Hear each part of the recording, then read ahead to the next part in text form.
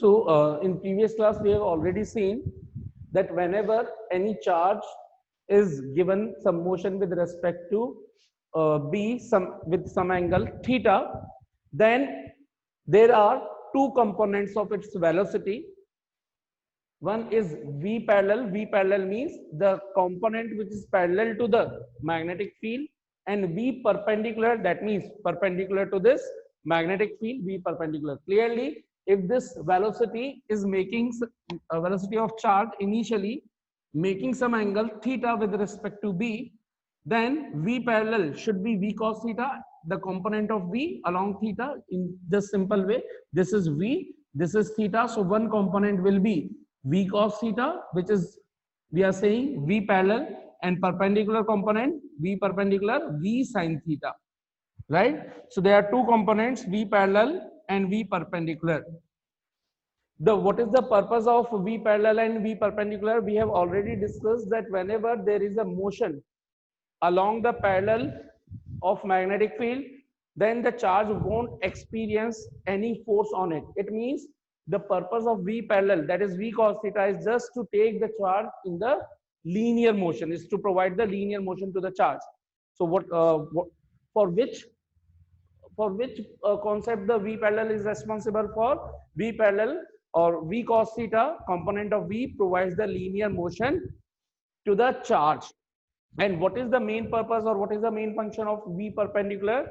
The perpendicular component of velocity provides the circular motion.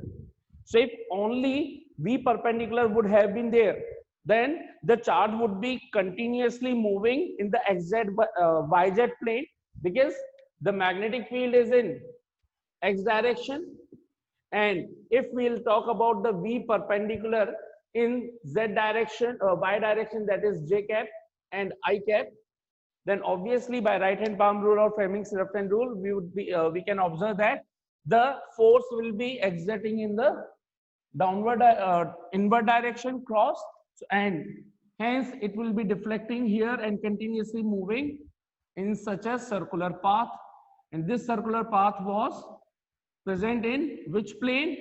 YZ plane, right? We have seen clearly. So, and for more understanding, always remember the circular path of the charge, because of the force experienced by this charge, will always be perpendicular to the magnetic field. So if B is in x direction, clearly the circular path or circular plane should be in perpendicular to the x-axis, that is B. It should be YZ plane. So circular path should be in YZ plane. So V perpendicular is providing, due to the V perpendicular, circular motion occurs in the YZ plane.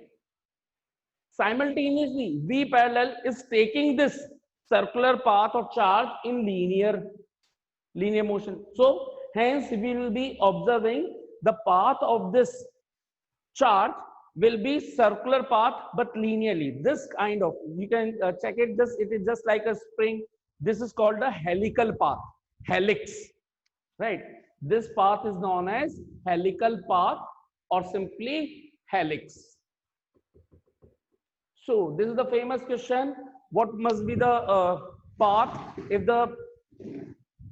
if there are two components, or if the charge is moving with some angle theta, then what should be the shape of path? It should be a helical path, helical motion. Got it? All right. Now, what is our aim? What we are going to do, and what analysis we can make here? So we have to make two analysis. We have to find first radius of this circular path. Just like in previously we have proceed in perpendicular, whenever the charge was perpendicularly moving, that time we have already calculated the radius and time period. So both things we need to find out here as well. These are the two analysis we need to make here. All right. So this is one thing. And second thing, another thing which is being introduced in this only, pitch. What is pitch? The linear distance between consecutive circular revolutions. Means if this is one circular path and this is another circular path, then the linear distance here to here, what was the linear distance? This linear distance is known as pitch.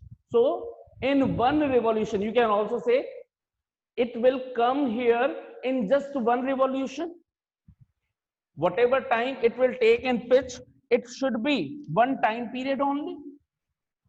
So whatever time it is going to take in linear motion in one circulation will be the time period, and whatever distance is being traveled in one circular revolution here to here. So whatever time has been taken should be the time period, because one circulation, one revolution has been completed. And whatever distance is being traveled, linear distance is being traveled, is known as pitch. So we need to find another factor, pitch. So let's discuss these three terms: radius, time period or time of revolution of the charge, and its pitch. All right. So first we need to think that whenever we need to count the pitch, it should be the linear motion. It means we have to consider this factor of speed. Okay, one more thing, since no force is exerted in the linear direction parallel to magnetic field, it means for the parallel motion, linear motion, for linear motion, force should be, everyone, force should be Zero. zero. If force is zero, it means what should be the acceleration? Zero. Zero. Zero. If force is equals to zero, it clearly specifies that acceleration zero. If acceleration is zero, it means velocity should be Constant. constant. Constant. It means in this linear direction, v cos theta is always constant. If v cos theta is constant, that means velocity will not change. It will even apply this equation, v is equals to u plus at, since a is zero. So that's why you will get v is equals to u everywhere. So v cos theta will not change in x direction. Okay. Whenever velocity does not change, then we simply apply this formula. Speed is equals to distance upon time. Why we can apply this formula in linear motion? You can also check it by the equation of motion, second equation of motion, ut plus half at square. What is a here in the linear motion? Zero. Zero. So s is equals to ut. So what will be u? S upon t. U is what? Speed. Initial or final will be same. So I can just simply write speed as displacement in linear motion. It is continuously moving in the straight line only. That's why the displacement or distance will be same. So distance or upon time. That's why always remember the concept. Whenever acceleration will be zero, you may apply this formula, speed is equals to distance upon time. But remember, if there is acceleration, you can't apply this formula. You have to apply this formula only. So in linear motion, we'll be directly using this concept.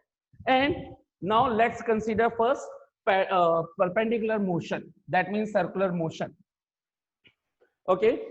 So we have already got the expression of radius. That radius of the circular path we have calculated by this centripetal force.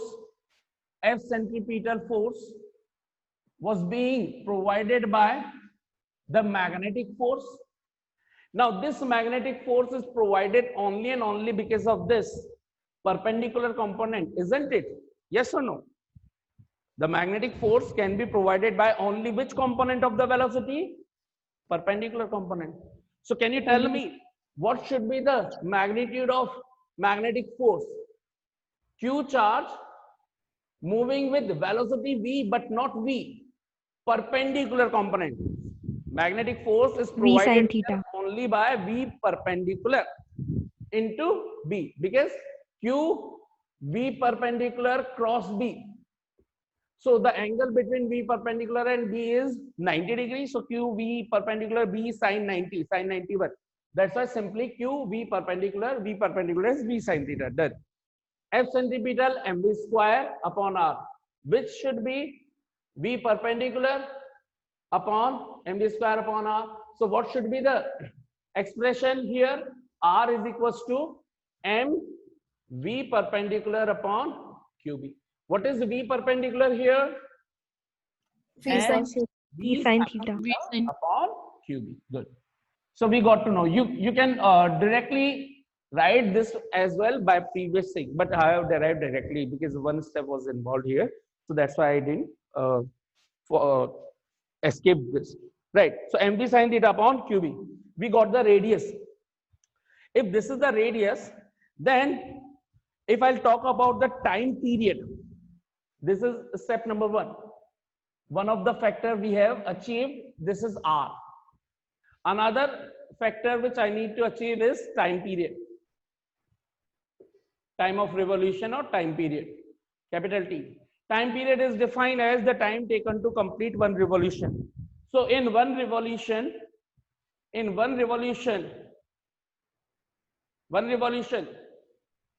distance traveled, how much distance being traveled? 2 pi r. 2 pi r. Very good. And in one revolution, time taken will be known as time taken will be capital T, time period. Time period. So what should be the formula here? T is equals to speed is equals to distance upon time. What we will be writing? What we will be writing? Time is equals to 2 pi r Distance over upon h. speed. V. Oh, can I write directly? T is equals to 2 pi r upon V. V, not V. V perpendicular. V perpendicular, remember. Sorry, excuse me. 2 pi, V perpendicular is V sine theta multiplied by R. What is the value of R? From equation 1 we can V sin theta upon mv sine theta upon qb. Got it? V sine theta got cancelled and we got the formula T is equals to 2 pi m upon qb.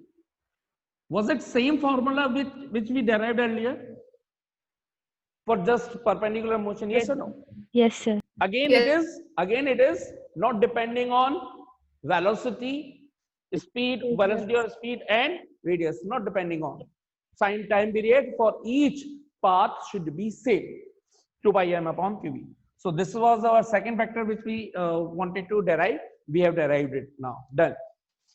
Let's discuss third factor. What is third factor which I have told you? What we need to find now? Pitch. Pitch. Right? So how the pitch can be calculated? Pitch means, pitch is defined as linear distance traveled by charge in one revolution. Can you tell me, in linear motion, for linear motion,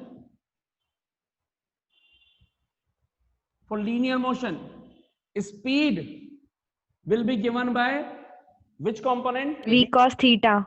Very good. V. V cos theta, right? And distance we need to find, right?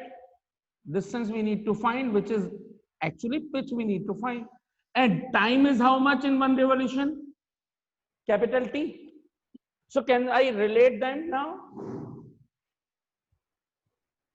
Since speed is equals to distance upon time, therefore linear distance is equals to linear speed into time period, right? All right, substitute the value. Linear distance is nothing but the pitch, linear speed is v cos theta, and time period is capital T. Substitute the values of what? Capital T. What do we get? Equation by equation 2 into equation 3. V cos theta into 2 pi m upon qb.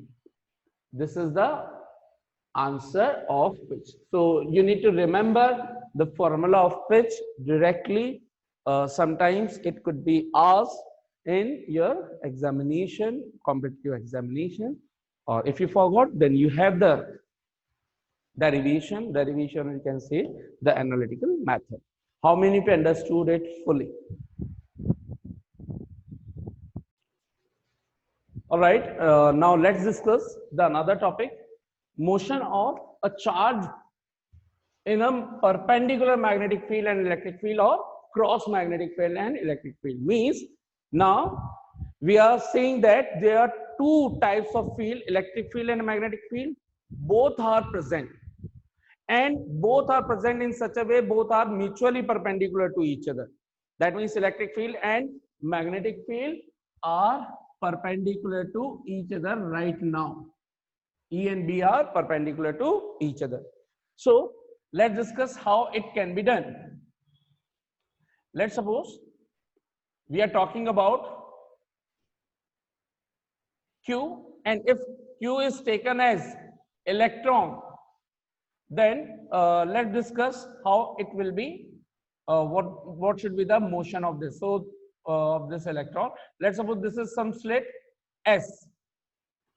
S is slit between this, and this is another slit, you can say, another portion through which the electron can escape or charged particle can escape, right? Let's suppose magnetic field is present here, uniform magnetic field is present in inward direction,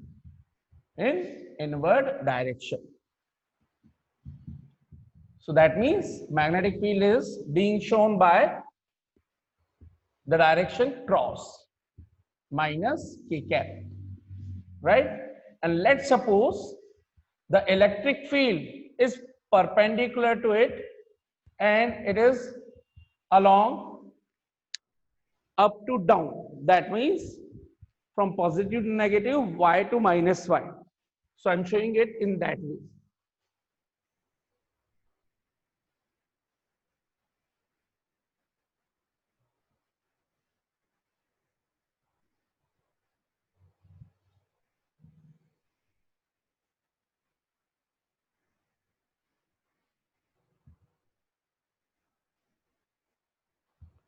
So let's suppose this is positive side, this is negative side. So where should be the electric field lines? From positive to negative? Yes or no? Yes, sir. Right? So this is the, these lines are showing what? Electric field, E. These cross are showing what? Magnetic field, E. So E is in downward direction and B is in inward direction, and we are providing a slit to this electron, or let's suppose you can say some charge Q. Let's suppose this is positive charge Q. As this small positive charge, single charge, is being provided a linear motion, right? So initially it will enter, this electric field is present till the magnetic field is there, right? Till here to here. All right, this is not a portion, there is no field right now. So as we provide the linear motion with some speed v or velocity v, charge is about to enter in these fields. Now tell me the direction of v. V is in which direction? I cap, that means positive x-axis. Magnetic field is present where? Inward. So will this charge experience some force? Yes or no? Yes, sir. Reason, both are perpendicular to each other. Motion of charge is in x-axis, along x-axis. Magnetic field is along minus z-axis. Both are perpendicular. That's why it will experience some force. Because of this force, where the force, what should be the direction of force? Can you tell me? J cap. Right hand, palm rule, blessing rule, magnetic field inside, speed this side, upward direction, right? Okay. So it will be moving in upward. So linear motion will right now change. So it was about to go in this situation, but it will now move in such a way and it will follow a circular path. Can you tell me what should be the circular path plane? Along which plane? Tell me quickly. XY. XY plane. Why? Because magnetic field is in minus z direction. So perpendicular to this, a circular path should be followed. So because of this magnetic field only, and we are providing the 90 degree with the magnetic field, that's why only the circular motion will be there. So here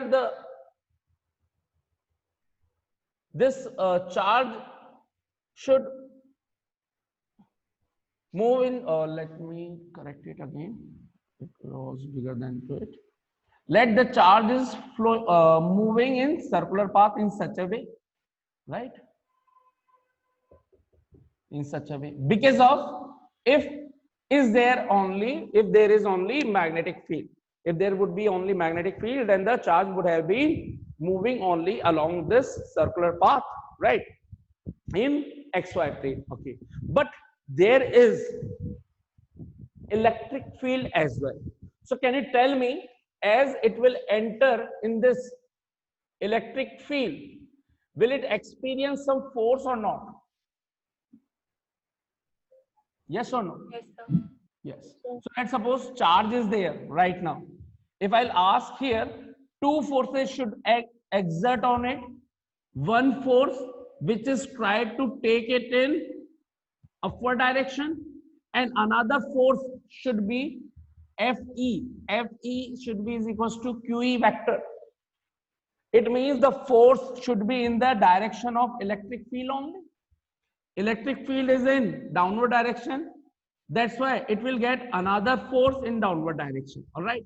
So if as it will enter the field, it will be continuously deflected in one direction in another. It means there are two forces acting on it, Fm and Fe, on this positive charge. All right. One is this, another is this. Now, whatever would be dominating, the direction of the charge will move in that way. So it means not exactly circular motion will be there, not exactly linear motion because of E will be there or deflecting this side. If magnetic field is stronger than electric field, it will be net motion is in this direction. See, besides circular path, it will be deflecting in such a way because some of the factor would have been cancelled out to cancel its electric field force.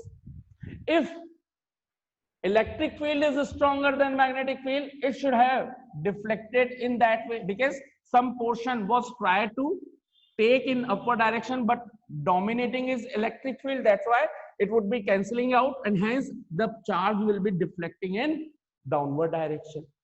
Isn't it? Yes or no? Have you understood this concept of deflection? How many of you understood? All right. Now what will happen?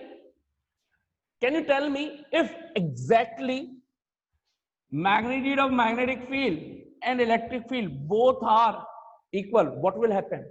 Think and give me the answer. No deflection. No deflection. It means how the charge should move?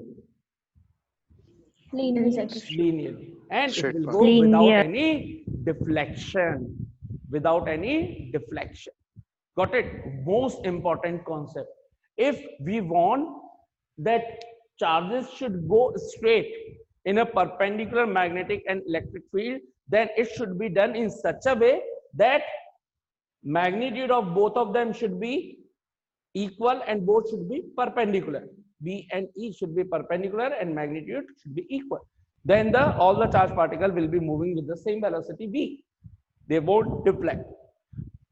Whatever field will be stronger, deflection will be on that side. Now, can you tell me, let's suppose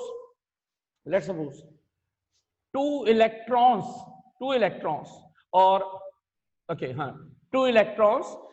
are being given some velocity v 10 meter per second can be. If magnetic strength is greater than electric field, tell me in which direction it will deflect? A, upward, B, downward, C, no deflection, will not deflect means, D, none. Quickly. So tell me, it will be everyone. Okay, remember one thing, whenever we apply this Palm rule or whatever Fleming's reference rule, by default they all are defined for positive charge, means whatever force we are seeing, that is for positive charges only. So if I'll say magnetic field is inside cross and linear motion is in I cap plus x axis direction, then when we use this rule or Fleming's reference rule, then this force, upward force, is only for positive charge. For negative charge it would be opposite. Yes or no? Yes or no, everyone? Yes, sir. Yes, sir. So here the electron charges are positive or negative? Negative. Negative. So as they will enter, because of the magnetic field, dominating is magnetic field, if it would have been a positive charge, it should be getting a force, experiencing a force upward. But because of negative charge, where the deflection should occur? Due to B. Downward. So this deflection Downward. due to B, downward on electrons, negative charge particle, and this deflection will show deflection due to E, electric field, on electrons. So remember, maximum time in questions electrons would have been given to you, so that time think about it. This is called the deflection. All right, now can you tell me, when B is equals to E, both the forces, magnetic forces and electric forces, should be equal? Yes or no, magnitude wise? Quickly. Yes, sir. Yes. What should be the magnitude Yes. of FB if Q charge was flowing? QVB. QVB. And E? QE. QE. Doesn't matter now Q is electron or any particle, both would be cancelled out. Can we find the velocity? E by B. E by E B. by B. This is that velocity through which if any charged particle will be thrown, it won't experience some deflection, it will go straight. And that's why this is called, this ratio, if there are two fields, electric field and magnetic field, then take the ratio, it will give you the particular type of speed which will provide such a motion through which the charged particle will not get any deflection, it will go straight. That's why this is known as velocity selector. This equation V is equals to EB, this relation is known as velocity selector relation. Done. This topic is done. Velocity selector relation. Always remember, V is equals to E upon B. When it would be? When both fields will be equal. How many of you understood it fully? Give me thumbs up.